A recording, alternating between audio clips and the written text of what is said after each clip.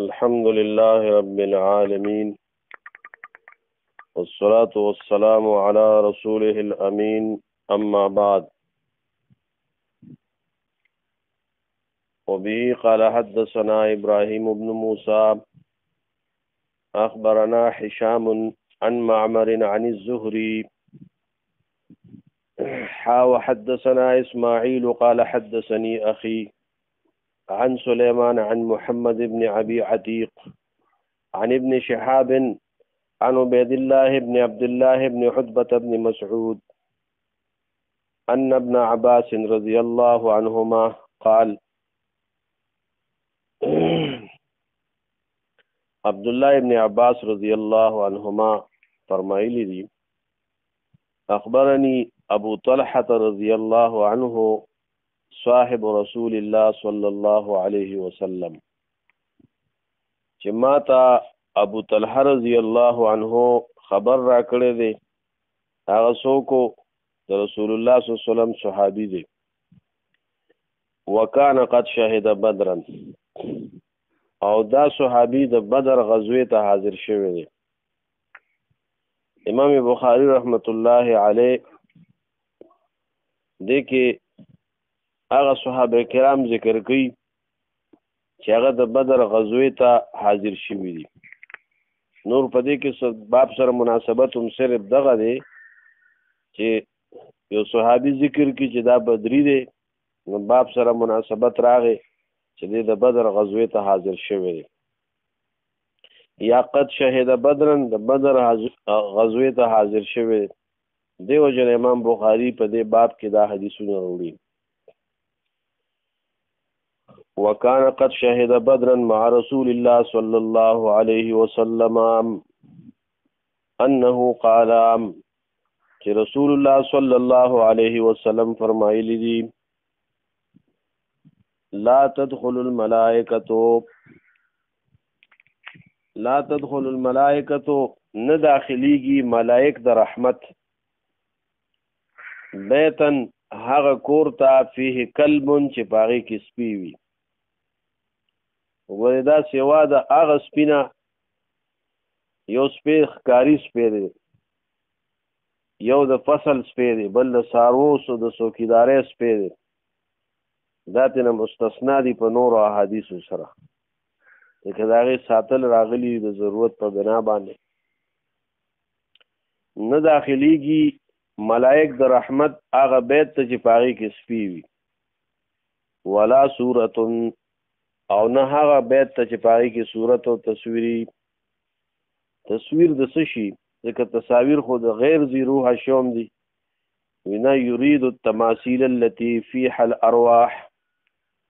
اراده کوي مراد هغه تصویران دي چې په هغې کې روحونه وي یعنی د ذی روح شو تصاویر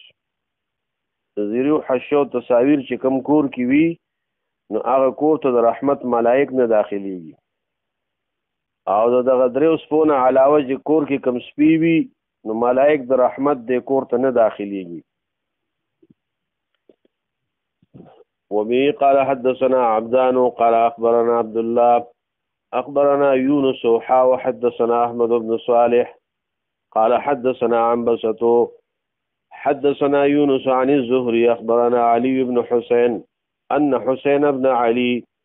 رضي الله تعالى عنهم اخبره ان عليا قال حسين بن علي رضي الله تعالى عنه خبر کړي دتا علي بن حسين تا ان عليا يقينا علي رضي الله عنه قال فرمایلیو كانت لي شارف من نصيبي شارف ولیکيږي ځواني اوخته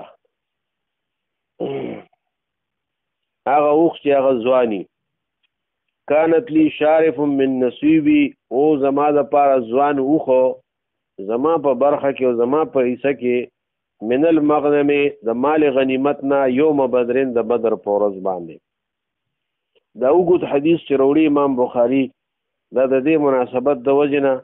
چې علي صاحب د بدر په غزوه کې دته غنیمت کې حصہ ملو شوی دا او د بدري صحابي دی د پاره دا وروړي وكان النبي صلى الله عليه وسلم اعطاني مما افاء الله عليه من الخمس. او نبی صلی الله علیه وسلم چې ماته راکړیو دا غسنه چې الله پیغمبر ته کم خمس ورکړیو په دغه ورځ 15 خمس 15 حصہ دا غینه ماته رسول الله صلی الله علیه وسلم هم یو خراکو نو دو شو. فلما اردت کله چې ما اراده وکړه ان ابتني بفاطمه رضی الله عنها بنت رسول الله صلی الله علیه وسلم، کله چې ما اراده وکړه چې زه واده وکړم د فاطمه رضی الله عنها سره چې دا د رسول الله صلی الله علیه وسلم لور وه، نو وعدت رجلا سواغا فی بنی قینقاع، ما لوز کو د یو سړي سره چې هغه زرګرو بنو قینقاع کې یهودو قبیله کې ودا، هغه سره مې دا دغه کو چې ان يرتحل معیا چې ما سره لاړ شي او فناتی به ازخر مونږ سرګړې وروړو. نو فارت ان ابيعه، زما اراده دا و چې دا به زه خرڅوم من السواغین په زرګرانو باندې، دا وا خبر وړم سرګړې او په زرګرانو باندې به خرڅوم، په دیوخانو به وروړم او په زرګرانو به خرڅوم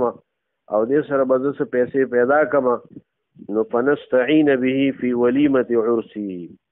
زه به مدد حاصل کړم به په دې سره په ولیمه د واده خپل کې، یعنی د خپل واده کې کوم خرچه مرچه کیږي نفقه کیږي هغه د پاره به زه دا پیسې جمع کړم.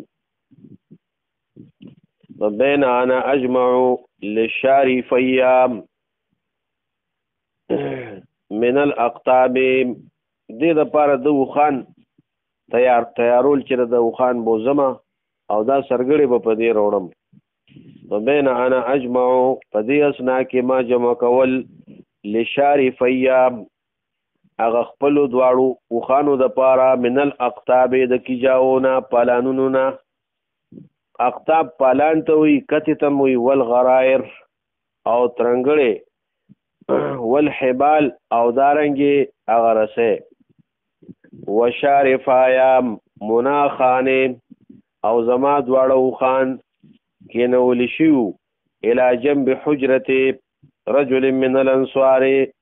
یو اړخ د حجرې د یو سړي د انصارو ته، د انصارو د یو سړي د کور مخې ته دا اوخان تړلی شیو، یعنی ما تړلیو. حتی جماعتو ما جماعتو تر دې چې ما را جمع که هغه څه چې ما جمع کول د دې کې جاوې او رسې او پوړي هر څه مې را جمع کړل چې دا په دې باندې زه دا کتې متې واچوم پالانونه او دا بوزم او په دې باندې دا سرګړې راوړم. نو چې رالم او د اوخانو حالت مې وکړه فاذا انا بشارفیه قد اجبت اسنمتها، چې داغي دا قبان چیو دا کټ شیو، د دې دا قبان دا کټ شیو، وبقرت خواصرهما او سریشیو تشی د دې، واخذ من اکبادهما او اغستیشیو داغي د زیګرونو وینونه، عینه او زیګر چې دی دا تن راوخلی شیو. نو فلم املک عینیا، نو زه مالک نشوم د خپل سترګو، حين رأيت المنظر،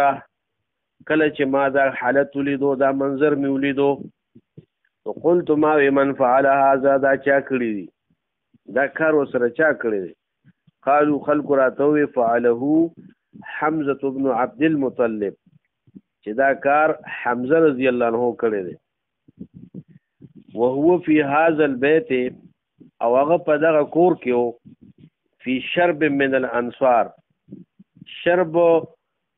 جماعت یشربون الخمر، دا یو جماعت او خلکو ته وی چې شراب سکي او زیناستی، هغه په دغه کور کې فی شرب من الانصار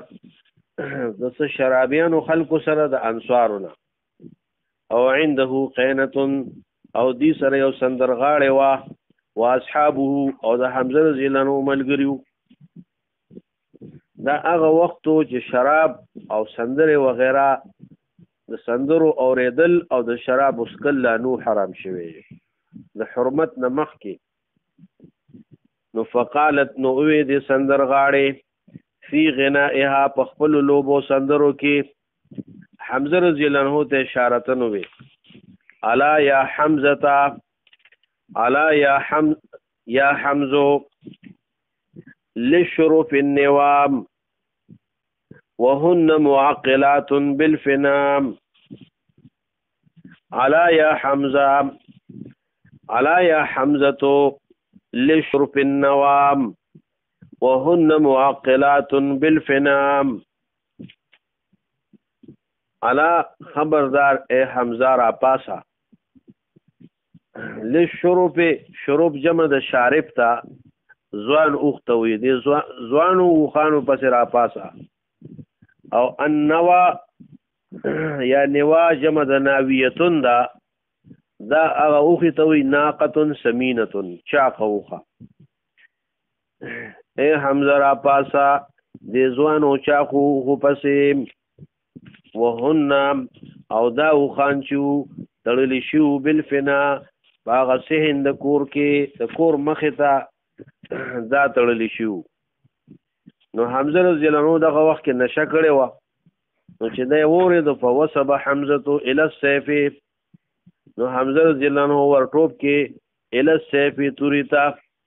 نو فعجب اسلمتهما نو پرې کړو د دې قبان د قبان غوخه د اول کټ کړه ځکه دا کبابو د پاره ډېر ښه تیار غوخی نو کبابو د پاره دا پرې کړه وبقره خواصرهما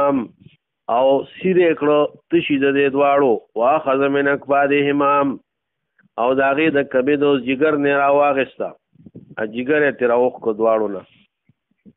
قال علی رضی الله عنه فرمای فانطلقت زلالما حتى ادخل على النبي صلى الله عليه وسلم تر دې چې په پیغمبر علیه السلام باندې داخل شوم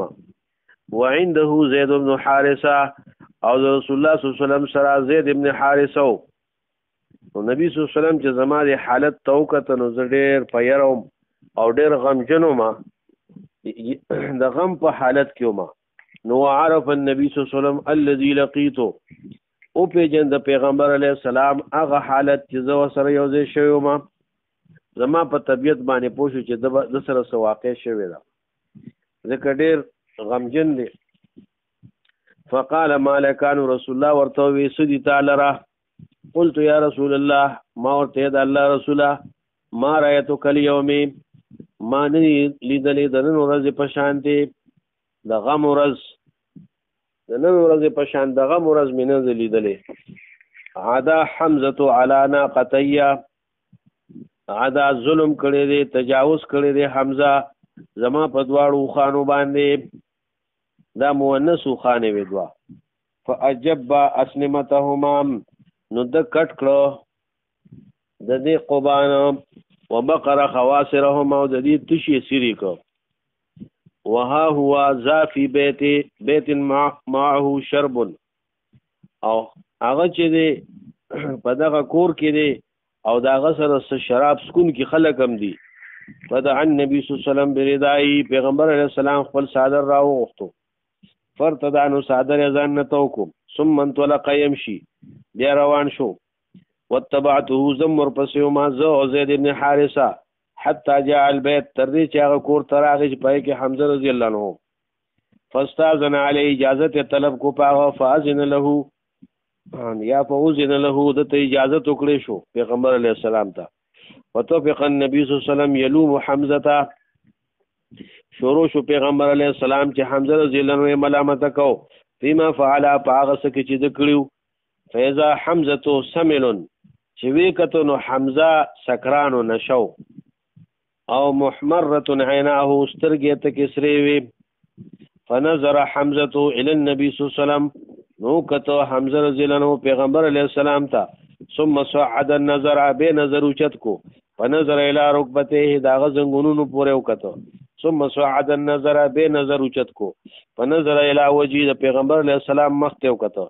ثم قال حمزه بیا حمزه ویل رضی الله عنه وهل انتم الا عبيدا الا عبید لابي چې نه تاسو مگر غلامان زما د پلار. دا دیو جنوي چې یو خدای چې د په حالت دا نشه کې او د نشې په حالت کې سړی په خپل هوش او حواس کې نه وي، ځان باندې نه پوهېږي، نو دیو جن دی په دې باندې ګناهګار نه دی. او دا هغه وخت و چې نشه شراب وغیره دا لالو حرام شوی، دیو جن په دې خبر هغه ګناهګار نه دی. او یا داغه د قول مطلب داري چې د نبی صلی الله علیه وسلم پلار عبد الله او د علي صاحب پلار ابو طالب دا ټول د عبد المطلب زامنو او زامن د خپل پلار غلامانی، دیو جن ورته چې تاسو زما د پلار غلامانی د عبد المطلب. پیغمبر علیه السلام پوښي سړی نشه دی، فعرف النبي صلی الله علیه وسلم انه سمر، پوښو پیغمبر علیه السلام چې دی په نشه کې دی. فنکس رسول الله صلی الله علیه وسلم علی عقبه القهقره، واپس شو رسول الله صلی الله علیه وسلم په پوندو باندې پشاتلو. فخرج نراوته وخرجنا معه، مونږ مسر راوتو.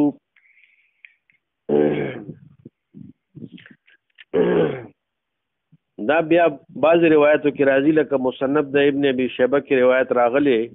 چې کله د حمزه نه نشه لاړه نو نبی صلی الله علیه وسلم داغه نه دغه دواړو اوخو قیمت اخیستو او علي رضی الله عنه ته هغه ورکړو.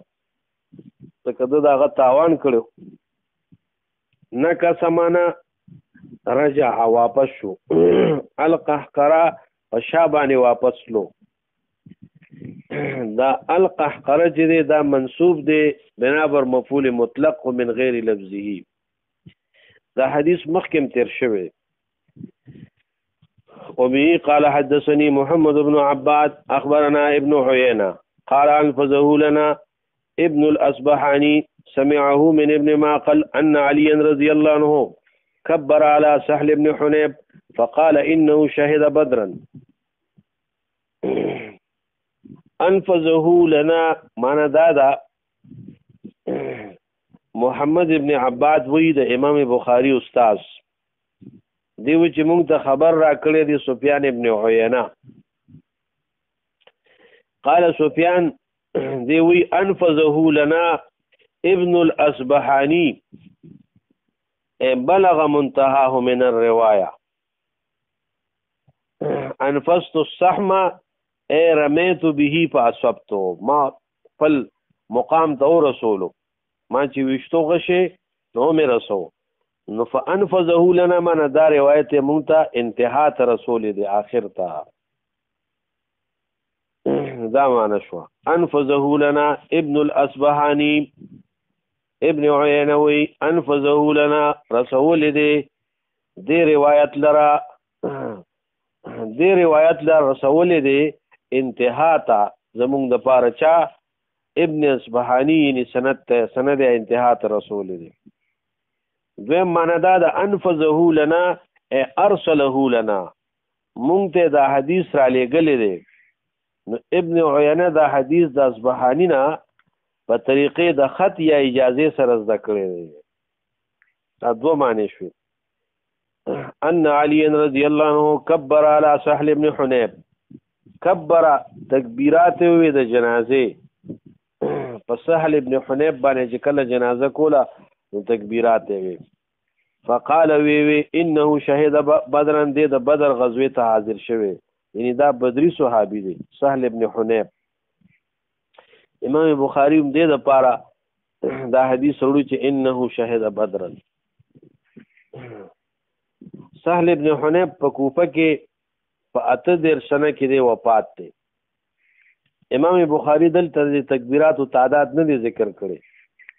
لیکن نورو کتابونو کې بعضو کې دا راغلي چې دا 15 تکبیراتو تکبیرات 15، بعضو کې دنه زیات راغلي دي. شپږ تکبیرونه ذکر شوي چې علي صاحب په دبانې شپږ تکبیرونه وي. مشهور داوا چې دا سلور تکبیرونه او دا د اکثرو قول تکبیرات د جنازي چې دي سلورم جایز دي، پنځم جایز دي، شپږ وم جایز دي. وبه قال حدثنا ابو اليمان اخبرنا شعيب بن الزهري قال اخبرني سالم بن عبد الله انه سمع عبد الله بن عمر رضي الله عنهما يحدث ان عمر بن الخطاب عبد الله ابن عمر بیان کی چې عمر ابن يحدث دی بیان کی چې عمر ابن خطاب حين تأيمت حفصه بنت عمر کله چې کونډه شو حفصه لور د عمر رضی الله عنه یعنی د عبد الله ابن عمر خور د دې اول خاون سوکو من حنیس ابن حذافه السحمی د حنیس ابن حذافه سحمینا یعنی هغه غزوه د احد کې یو روایت د سیرت دالی کی چې غزوه د احد کې هغه زخمی شو او دارنګه دا غزخم نورستو دی بیا وفات شوی دی او بعضی دا وی چې د بدر نورستو وفات شوی دی وکانه من اصحاب رسول الله صلی الله علیه وسلم او خنیس سوکو دا د رسول الله صلی الله علیه وسلم صحابیو خط شهید بدر د بدر غزوه ته حاضر شو امام بخاری دا حدیث د دې مناسبت د وجه نه وروړي چې قد شهید بدر توفی بالمدینه د مدینه کې وفاتو قال عمر سیدار چې د په مدینه کې وفات دی عمر سے وی داغه د وفات نه بعد کله چې حبسه عدت تیر شو فلقيت عثمان ابن عفان ذو عثمان ابن عفان سره یو ځای شوم فعرضت عليه حبسه ما پیش کړ په دبانې حبسه رضی الله عنها چې دا په نکاح واخلا مطلب دا چې یو نیک سړی خپل لور یو نیک انسان باندې پیش کولی شي دې کې څه شرم نشته لکه بعض خلک دا شرم ګڼي یو نیک انسان د سړی دا ویلی شي خپل لور خور هغه ته پیش کی چې دا زه تعالی په نکاح در کوم فقلت نو عثمان صاحب وی دا فقلت نو مویل عمر صاحب وی ان شئت انکحتک حفصه بنت عمر کستا خوخوی زب تعالی په نکاح در کما حفصه رضی الله عنها نو قال عثمان رضی الله عنه سانظر فی امری زه په خپل کار کې وګورم مشوره به وکم سوچ وکم بیا به درته ووایم فلبست لیالیا ما څو شپې تېرې کړې عمر صاحب وی فقال قد بدا لی وی عثمان رضی الله عنه راته وی چې ما ته دا خبره ظاهر شوه الله تزوج یومی هذا زه دې ورځو کې واده نه کوم زه لا واده نه کوم قال عمر صاحب وی فلقيت ابا بکر زه د ابوبکر صدیق رضی الله عنه سره یو ځای شوم نو ما ورته وی ان شئت انکحتک حبسه کستا خوخه عزت ته حبسه په نکاح در کوم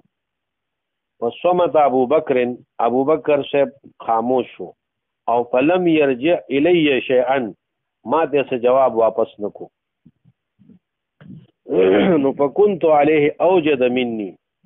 بس ومزه چې غوسه شوم په د باندې یعنی د باندې مال غوسه رااله اوجد اشد غضبا سخت غوسه رااله په د باندې د خو ما ته اوس اسمونه وی علی عثمان مني زماده طرفنا علی عثمان په عثمان رضی الله عنه یعنی زه په د باندې ډیر غوسه شوم داغله فلبست لیالیا ما شپې تیرې کړې ثم خطبها رسول الله صلی الله علیه وسلم بیا پیغمبر علیہ السلام د نکاح پیغام راولې کو دی پسې پیغمبر علیہ السلام بیا د نکاح پیغام راولې کو حبسه پسې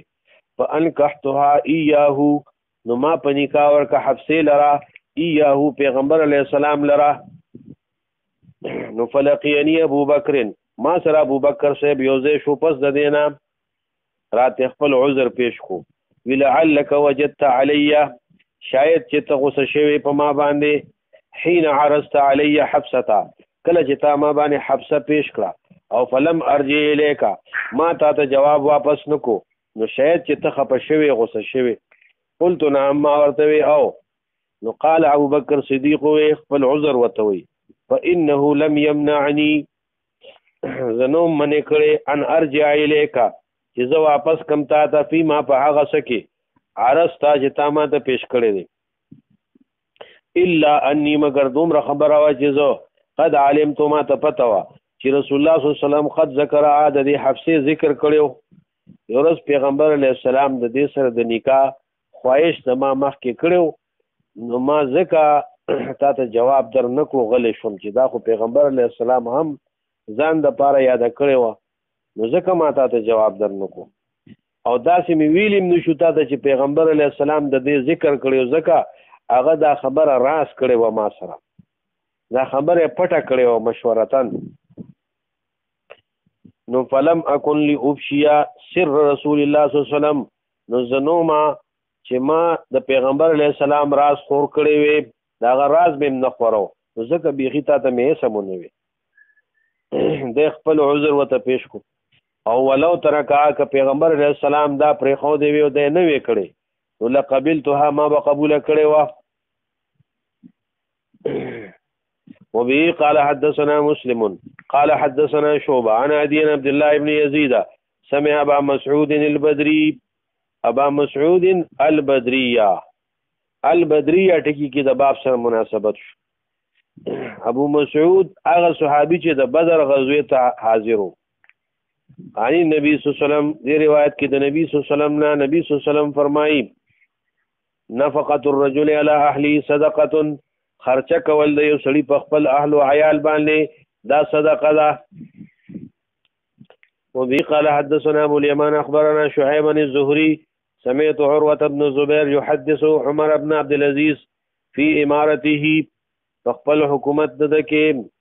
اخر المغيرة بن شعبة العصر رستكم مغيرة بن شعبة منذ مازیګر وهو امير الكوفة او د کوفه اميرو فدخل عليه ابو مسعود عقبہ ابن عمرو الانصاری جد زید ابن حسن شهد بدرن دا هغه صحابي دی ابو مسعود انصاری چې دا د زید ابن حسن نیکه دی او دارنګ د بدر غزوه ته حاضر شوی دی ابو مسعود څوک دی عقبہ ابن عمر د خپل نوم دی ابو مسعود د اسم کنیه وا بدری صحابي دی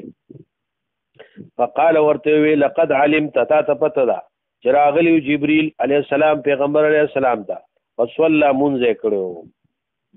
او رسول الله صلی الله علیه وسلم منذ کو د منذونو اوقات مت خودلیو بیا رسول الله صلی الله علیه وسلم خمس صلوات رسول الله صلی الله علیه وسلم منذ کو پنځه منذونه فصلى رسول الله صلی الله علیه وسلم خمس صلوات ثم قال هكذا امرت دا سه ما تامر شوی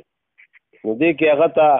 د منځ د اوقاتو دغه خو چې پیغمبر علیه السلام خو عام طور سره په وخت باندې منځ کړی دی د منځ طریقه جبريل چې خودلې و رسول الله صلی الله علیه وسلم پستا نو دوزل جبريل علیه السلام راغلی كذلك كان بشير بن ابي مسعود يحدث عن ابيه